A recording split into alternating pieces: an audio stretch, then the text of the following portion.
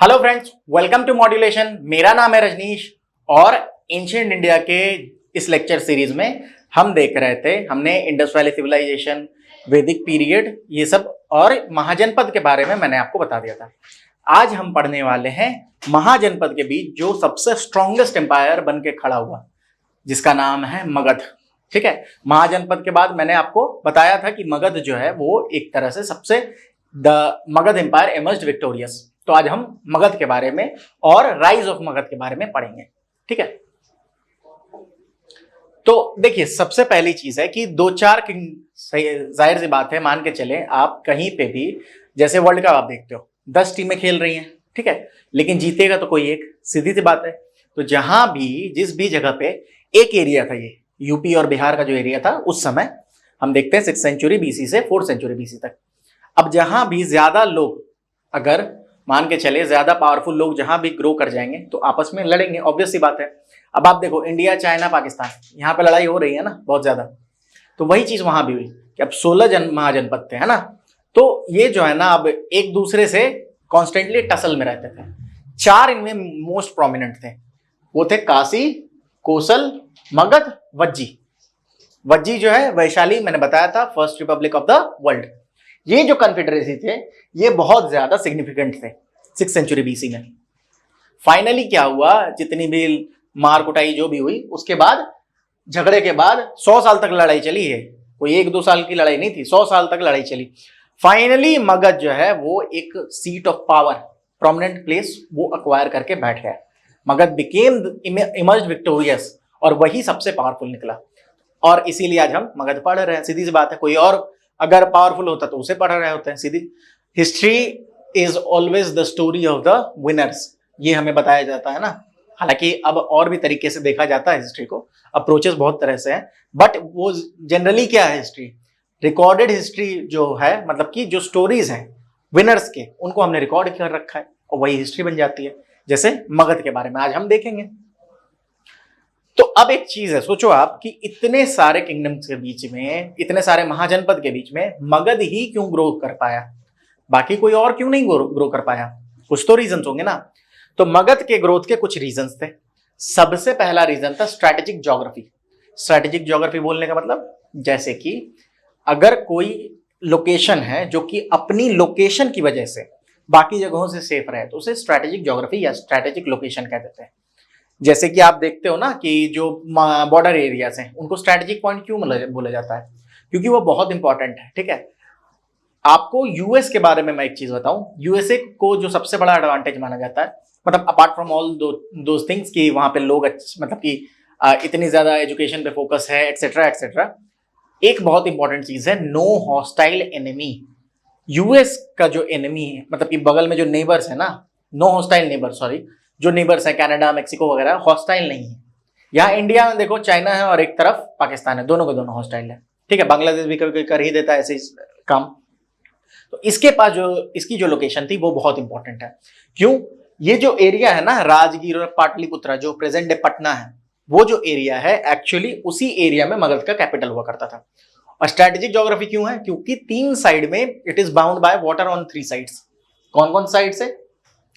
एक तो गंगा, सोन, चंपा।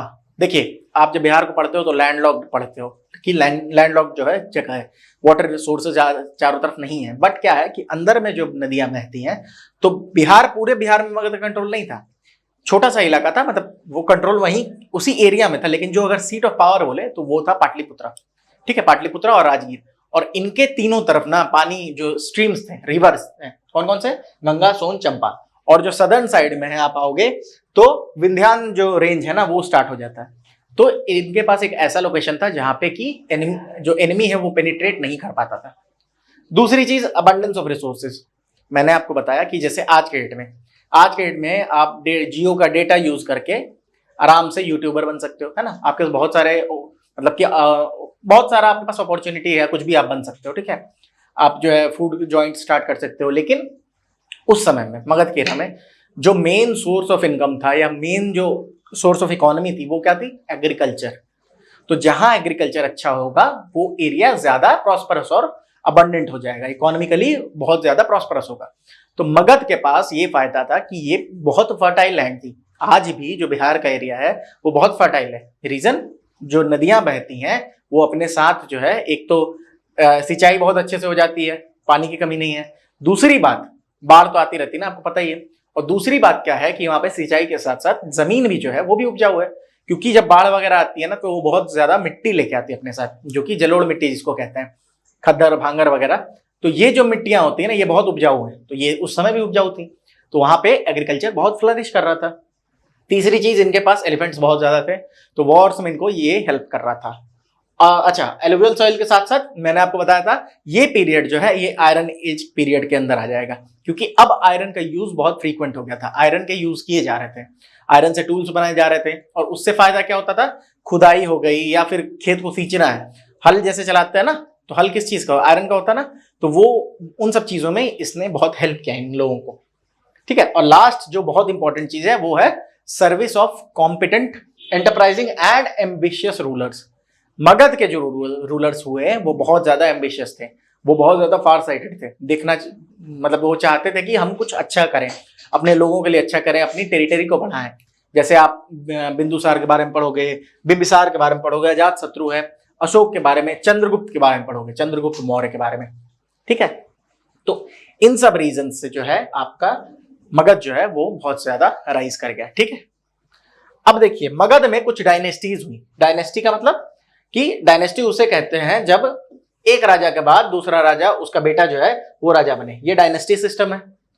पॉलिटिक्स में बहुत बहुत यूज होता है, नेपोटिज्म आप सुन रहे होगे, हॉलीवुड बॉलीवुड में बहुत यूज हो रहा है, तो वही अगर किंगशिप में लगा दो तो वो डायनेस्टी हो जाती है।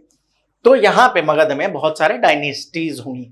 अब देखो, कोई भी डायनेस्टी हो, जो भी इंसान या जो भी डायनेस्टी एक बार राइज करेगा तो वो कभी ना कभी डिक्लाइन होगा ही। मुगल एम्पायर जब थे ना, जब आप अकबर वगैरह थे, तब उस समय ना सोचा ही नहीं जा सकता था, इमेजिन नहीं किया जा सकता था कि ये भी डायनेस्टी खत्म होगी किसी दिन। Same goes with the British. British भी जब रूल कर रहे थे उन्हें लगा ही नहीं था कभी खत्म होगी, लेकिन everything is bound to come to an end. ठीक है, change is the unchanging nature of the universe. Change ही ऐसी चीज है जो चेंज नहीं होता। तो हर डायनेस्टी जो भी खड़ी हुई है वो कहीं ना कहीं गिरती जरूर है। तो उसी तरह बहुत सारे डायनेस्टी हम देखने को मिलते हैं इस मगध में। सबसे पहली डायनेस्टी थी हर्यंक डायनेस्टी, इसे हर्यंक कहते हैं, हर्यंक डायनेस्टी। ठीक है, हरा अंक नहीं पढ़ेंगे, हर्यंक पढ़ेंगे। पहले तीन को याद करने का मैं एक ट्रिक बता दे रहा हूं। ठीक है, पहले तीन डायनेस्टी हर्यंक, शिशुनाग, नंद। ह सी ना, ठीक है, हसीना। हसीना से आपको याद हो जाएगा हर्यंक, शिशुनाग और नंद। तो ये तीन के लिए आप याद करने के लिए इसको यूज कर सकते हो। ठीक है, बाकी बाद अपना भी कुछ बनाओ यार। चलो, पहली डायनेस्टी मगध की हर्यंक डायनेस्टी। इसके फर्स्ट रूलर कौन थे? बिंबिसार। और अंतिम रूलर कौन थे? नागदस्का। नाग ने डस लिया है, ठीक है, तो नागदस्का इनका नाम था। हर्यंक डायनेस्टी का एक एक वर्ड जो बोल रहा हूं वो एक एक क्वेश्चन है। ठीक है, which is the first dynasty in Magadha? तो Haryanka. Who was the first ruler of Haryang dynasty? Bimbisara. Bimbisara was the ruler of which dynasty? Haryanka dynasty. तो इस तरह से याद रखना है। लास्ट रूलर नागदस्का, नाग ने डस लिया। और कैपिटल कहां था? राजगृह। राजगृह मतलब राजगीर का जो एरिया है आज के टाइम में, इसको गिरिवराज भी बोलते हैं। एक चीज याद रखेंगे, हर्यंक डायनेस्टी में एक रूलर हुआ करता था जिसका नाम था उदयन, UDAYIN, उदयन। इसने अपने कैपिटल को ट्रांसफर किया था राजगीर से पटना, पाटलिपुत्र जिसको बोलता है, पाटलिपुत्र, राजगीर टू पाटलिपुत्र। तो अगर आपसे क्वेश्चन पूछा जाए कि who was the first ruler who made Pataliputra as their capital, as his capital, तो याद रखेंगे उदयन नाम, जो कि हर्यंक डायनेस्टी का था। ठीक है, सेकेंड जो डायनेस्टी आई वो कौन सी आई? शिशुनाग। शिशुनाग डायनेस्टी अपने फर्स्ट रूलर के नाम से चली। फर्स्ट रूलर इसका शिशुनाग था। ठीक है, बचपन में ही नाग बन गया था ये। ठीक है, तो शिशुनाग डायनेस्टी। और लास्ट कौन है इसका रूलर? महानंदिन। महानंदिन, ये इसकी भी कैपिटल राजगीर थी। ठीक है, दो राजगीर, बाकी सब पाटलिपुत्र, ऐसे याद रखेंगे। हंसी जो है ना, राजा के ऊपर हंस दो, राजगीर में मतलब हर्यंक और शिशुनाग, यही दोनों इनकी कैपिटल थी राजगीर, बाकी सबके पाटलिपुत्र मगध में जो थे। अब ऐसा मत बोल देना कि सर आपने बताया था तमिलनाडु का भी कैपिटल पाटलिपुत्र, वो नहीं, मगध एम्पायर में। फिर तीसरी डायनेस्टी आई नंद। ये है फर्स्ट रूलर थे महापद्मनंद, अंतिम रूलर थे धनानंद, कैपिटल पाटलिपुत्र। नंद डायनेस्टी में जब धनानंद जब किंग बने तो इसी समय अलेक्जेंडर सिकंदर वो भारत आया था, उसने आक्रमण किया था भारत पे इसी समय, धनानंद के समय। ठीक है, आगे मैं चलूंगा तो और भी चीजें आपको बताता चलूंगा। तो धनानंद वो रूलर था जब ग्रीक जो किंग थे, जो कि अलेक्जेंडर थे, वो आए थे भारत। ठीक है, तो धनानंद, कैपिटल पाटलिपुत्र। इसको खत्म करने के लिए जो इंसान स्टेप अप हुआ, उस इंसान का नाम था चंद्रगुप्त मौर्य, और उसने मौर्य वंश की स्थापना की, चंद्रगुप्त मौर्य। इस तो मौर्य वंश की स्थापना चंद्रगुप्त मौर्य ने की। अंतिम शासक या लास्ट रूलर वाज बृहद्रथ, नाम याद रखेंगे बृहद्रथ। ये क्वेश्चन पूछ देंगे, आप लोग मुंह खोल के जीभ निकाल दोगे एग्जाम में, इसीलिए याद रखोगे बृहद्रथ, कैपिटल पाटलिपुत्र। फिर आए शुंग डायनेस्टी, जब बृहद्रथ को मार दिया गया तो पुष्यमित्र शुंग, ये फर्स्ट ब्राह्मण डायनेस्टी है शुंग, ये फर्स्ट ब्राह्मण किंग था। क्योंकि ब्राह्मण आपको पता है ब्राह्मणों का काम क्या था, वर्णाश्रम में अगर आप देखोगे तो सबसे ऊपर ब्राह्मण आते थे, दे वर द एजुकेटर, उनका काम था एजुकेशन देना, और जो क्षत्रिय थे उनका धर्म था राज करना। बट पुष्यमित्र शुंग ने फर्स्ट ब्राह्मण डायनेस्टी बनाई, और ये शुंग डायनेस्टी। अंतिम रूलर इसके थे देवभूति, देवभूति। ठीक है, कैपिटल सीधी सी बात है पाटलिपुत्र। इसके बाद जो डायनेस्टीज आई शुंग के बाद, शुंग हमने देख लिया है, उसके बाद आई dynasty Kanva dynasty. Kanva dynasty के पहले राजा थे वसुदेव कण्वा, अंतिम राजा थे सुशर्मन कण्वा, और कैपिटल तो आपको पता ही है पाटलिपुत्र होना ही है, सबके पाटलिपुत्र है, सिर्फ दो के नहीं है, हसीना हासी हरयंग और शिशुनाग के कैपिटल राजगीर थे, या गिरिवराज भी कहते थे। शुंग डायनेस्टी, कण्वा डायनेस्टी बता दिया, पहले रूलर वसुदेव कण्वा, अंतिम रूलर सुशर्मन कण्वा। याद करना पड़ेगा, क्रैम करना पड़ेगा, there is no other alternative. मैं फॉल्स होप्स नहीं दूंगा कि आप ऐसे कर लो समझ लो, नहीं, ये याद करना पड़ेगा, बात खत्म। फिर आई गुप्त डायनेस्टी, गुप्त वंश के बारे में हम सुनते हैं, कॉइन्स वगैरह बहुत यूज हुआ, समुद्रगुप्त इसी में थे। तो फर्स्ट रूलर थे श्रीगुप्त, और अंतिम रूलर कौन थे, विष्णुगुप्त, कैपिटल पाटलिपुत्र। ठीक है, समुद्रगुप्त को नेपोलियन ऑफ इंडिया भी बोला जाता है। इट इज वेरी, मतलब क्या बोले, इट इज वेरी फार्सिकल, हंसने योग्य है। समुद्रगुप्त पहले हुए, नेपोलियन इतना बाद में हुआ। यार नेपोलियन को समुद्रगुप्त बोलो ना, समुद्रगुप्त को नेपोलियन ऑफ इंडिया बोल देते हैं। पाल डायनेस्टी, गोपाल फर्स्ट, और अंतिम थे गोविंदपाल, पाटलिपुत्र कैपिटल। तो ये थे हमारे डायनेस्टी जो कि मगध में जिसने रूल करा। अब इनमें से एक डायनेस्टी सबसे इंपॉर्टेंट है, वो है मौर्य वंश। तो मौर्य वंश को हम थोड़ा सा अच्छे से समझ लेते हैं। हुआ क्या कि धनानंद जो है वो अपने आप को बहुत बड़ा तीसमार खां समझता था, हीरो था बहुत बड़ा अपने घर का। ठीक है, इंजॉय करते रहता था, लेविश लाइफ जीता था, जैसे आप देखते होगे आजकल इंस्टाग्राम पे जैसे एक्टर्स वगैरह जीते हैं ना, वैसे ही जीता था वो। उसको वो कल की चिंता करता ही नहीं था। ठीक है, तो हुआ क्या कि एक जो प्रोफेसर थे उस समय, जो शिक्षक थे तक्षशिला यूनिवर्सिटी में, तक्षशिला यूनिवर्सिटी कहाँ, अपना आज के डेट में अगर आप देखोगे तो अफगानिस्तान वाले एरिया में पड़ता है, उस बॉर्डर पे पड़ता है। ठीक है, और एकेमेनिड याद रखोगे, एकेमेनिड, तक्षशिला यूनिवर्सिटी किसने बनाई थी, तो एकेमेनिड याद रखोगे, ACHAEMENID।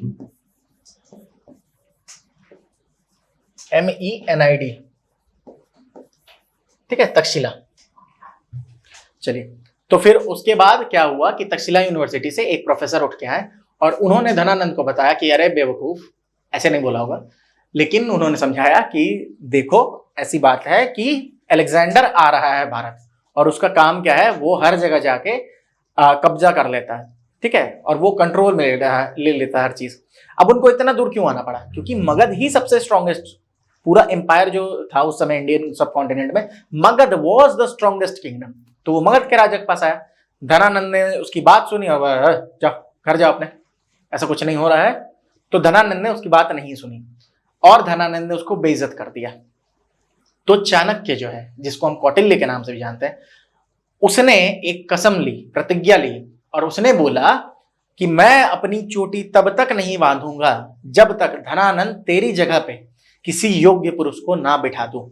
और एक इंसान के अगर आप देखो कि उसने अगर कुछ ठान लिया है तो उसने वो करके दिखाया, and that is very much applicable in your case too. आप भी जो करना चाहते हो कर सकते हो, बशर्ते काम करो उस पर। तो चंद्रगुप्त कौटिल्य ने काम करना स्टार्ट किया, चाणक्य ने, और उसने एक लड़का ढूंढ निकाला जिसका नाम है चंद्रगुप्त। उसे धीरे धीरे बड़ा किया, बहुत सारी कहानियां उससे रिलेटेड। बोला जाता है कि चाणक्य ने बचपन से ही चंद्रगुप्त को थोड़े थोड़े मात्रा में विष देना स्टार्ट कर दिया था, जहर। क्योंकि उस समय विषकन्या बहुत चलती थी, और अगर थोड़ा थोड़ा विष बचपन से ले रहे हो तो जहर का असर उतना ज्यादा आपके ऊपर होगा नहीं, सीधी सी बात है। ऐसा माना जाता है कि चंद्रगुप्त की बीवी ने एक बार उनका खाना खा लिया था और वो मर गई थी, ठीक है।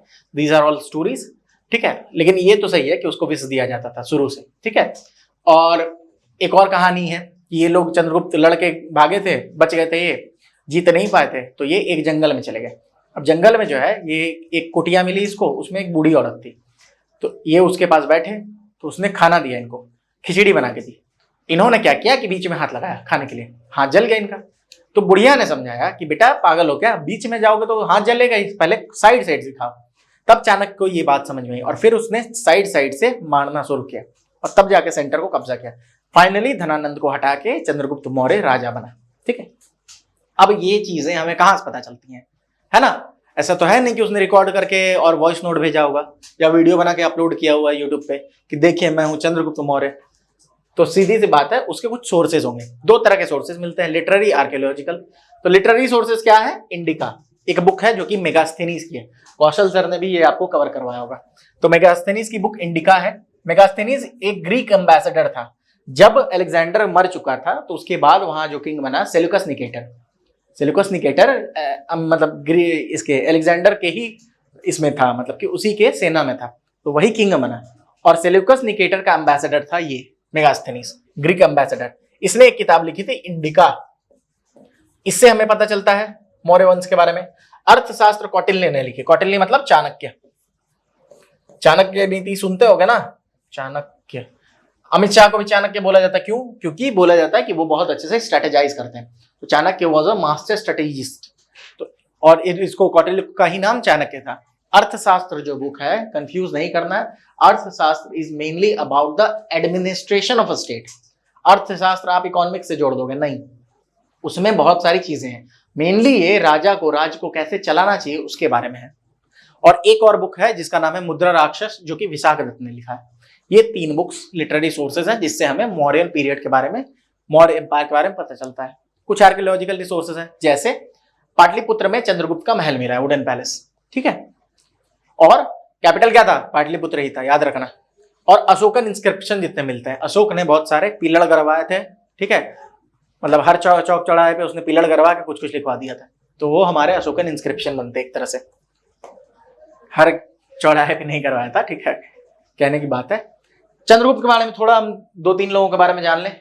चंद्रगुप्त को ग्रीक सोर्सेज में सेंड्रोकोटस बोला जाता है, सेंड्रोकोट्स। ग्रीक लिटरेचर में इसे बोला जाता है सेंड्रोकोट्स। ग्रीक लिटरेचर क्यों? एम्बेसडर आया था ना मेगास्थेनियस, और इसने ही यही पहला किंग था मौर्यन एम्पायर का। तो he led the foundation of the Mauryan empire in 322 BC, 322 BC, with the help of Chanakya, जो कहानी मैंने आपको सुनाई। इसको यूनिफिकेशन ऑफ नॉर्थ इंडिया के लिए क्रेडिट दिया जाता है, first unification of north India. Northern part of India को इसने कवर करा था। इसने सेल्यूकस निकेटर को हराया था, जो कि ग्रीक एम्पायर था अलेक्जेंडर के बाद, और इसकी बेटी से शादी भी कर ली थी इसने, ठीक है, पसंद आ गई होगी। बिंदुसार।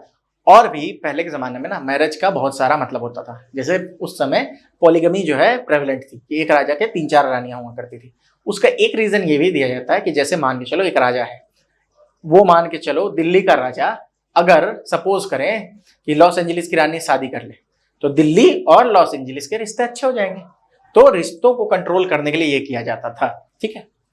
अब बिंदुसार, ठीक है, जो लोग दिल्ली में अपने आप को राजा समझ ही रहे होंगे अभी, ठीक है। तो बिंदुसार को एमित्रोचेट्स बोला जाता है, जिसको कि संस्कृत में अमित्र घात कहा जाता है, डिस्ट्रॉयर ऑफ फोर्स। फो मतलब एनिमी, ठीक है। और इसके बारे में एक चीज मैं आपको बताऊं जो कि इंपॉर्टेंट है, इसने एक एक्सट्रीम फेटलिस्टिक ऑर्डर आजीविका को फॉलो किया था। आजीविका के बारे में बता रहा हूं आपको। आजीविका जो है, जिस तरह से मैंने आपको जो स्कूल्स ऑफ इंडियन फिलोसफी बताई थी, उसी में एक तरह का ये एक अलग सेक्ट है आजीविका। इसे स्टार्ट किया था मखाली घोष ने, मखाली घोषाल ने इसे स्टार्ट किया था। इसका माथा खाली था, ऐसे याद रखेंगे।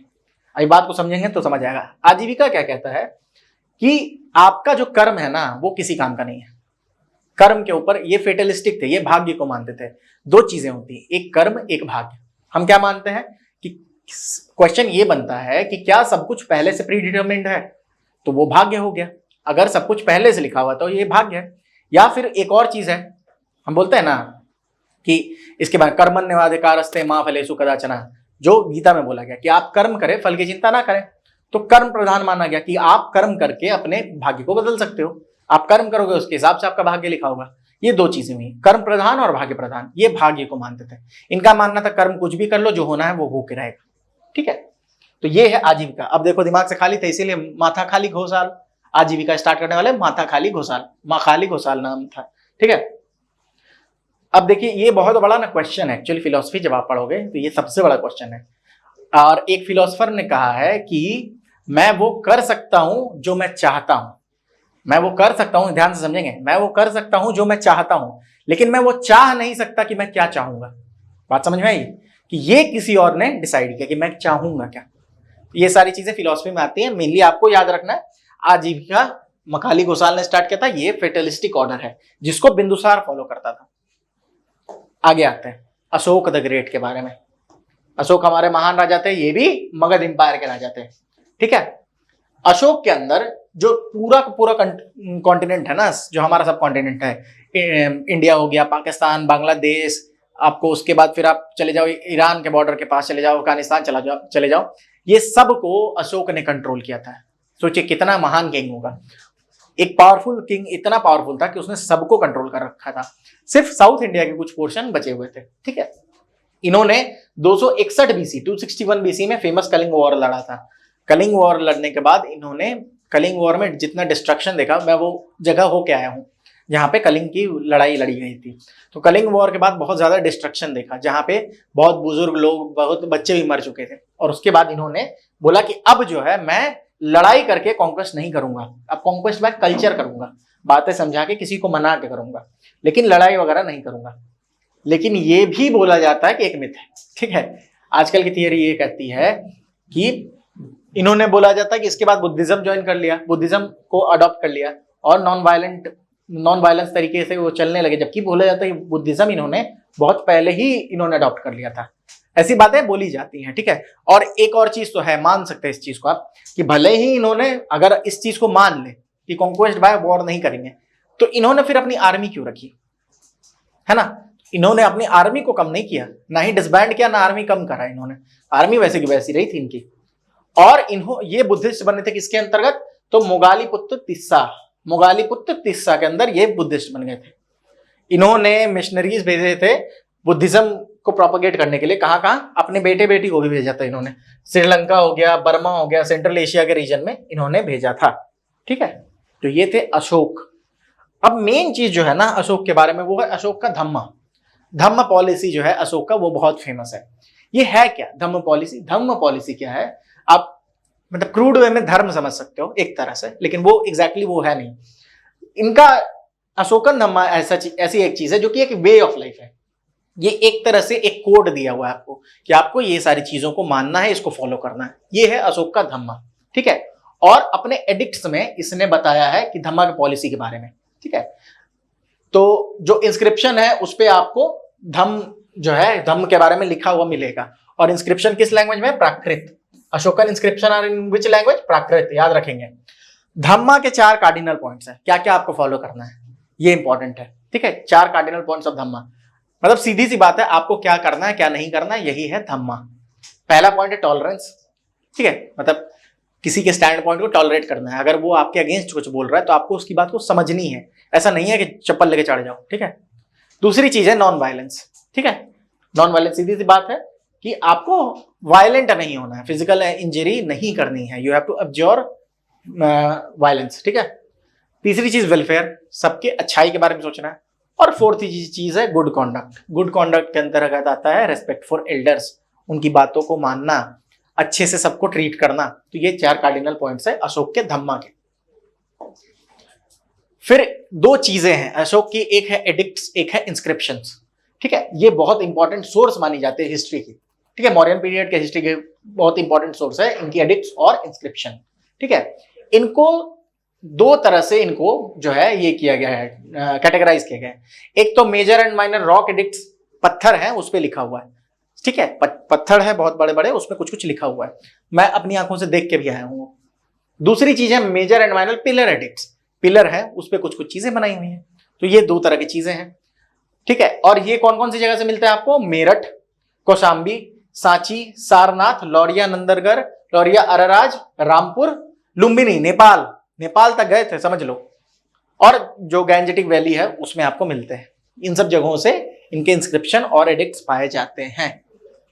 अब आप इस चीज को देखो, आप इसको देखो ध्यान से, थोड़ा इस फिगर को देखेंगे ध्यान से।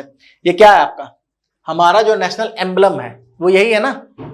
ये कहां से लिया हुआ है? ये एक्चुअली सारनाथ में जो पिलर है ना अशोक के, अशोक का एक पिलर है सारनाथ में, वही है ये बुल कैपिटल। इसमें एक फ्लावर टाइप का बनाया हुआ है, उसके ऊपर एक जो है ये चक्र है, अशोक चक्र है। अशोक चक्र बोलते हैं ना, याद है जो फ्लैग में है। तो ये सारनाथ से लिया हुआ है, याद रखेंगे इस चीज को। दिस इज वेरी इंपॉर्टेंट कि ये अशोक के सारनाथ पिलर से लिया हुआ है नेशनल एम्बलम, ठीक है।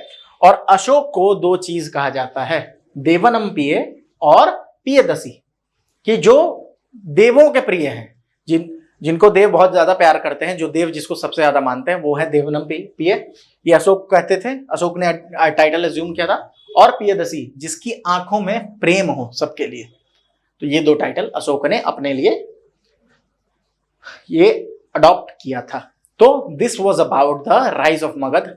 जो इंपॉर्टेंट चीजें थी आपको मैंने मौर्यन पीरियड के बारे में बता दिया। देखिए सबसे इंपॉर्टेंट डायनेस्टी पूरे, अगर आप मगध को खंगालोगे तो आपको मौर्यन डायनेस्टी पड़ेगी। अब आप पढ़ना चाहो तो ऐसे तो हर्यंक भी उठा लो, शिशुनाग भी उठा लो, लेकिन आपके काम का है नहीं। कुछ मिसलेनियस चीजें होंगी जो कि मैं एक वीडियो लास्ट में लाऊंगा मिसलेनियस, उसमें सारे पॉइंट्स जो फैक्चुअल चीजें होंगी वो डिस्कस कर दूंगा। That will be more than enough for you. आपके एग्जाम के लिए इससे बाहर पढ़ने की जरूरत नहीं है। मैंने बार बार बोला है कि खास करके आपको एंशिएंट और मेडिवल में ज्यादा दिमाग नहीं लगाना है। आपको दिमाग लगाना भी है तो मॉडर्न में लगाओ, ठीक है। तो चलिए फिर मिलते हैं नेक्स्ट वीडियो में। Till then take care and keep on revising things.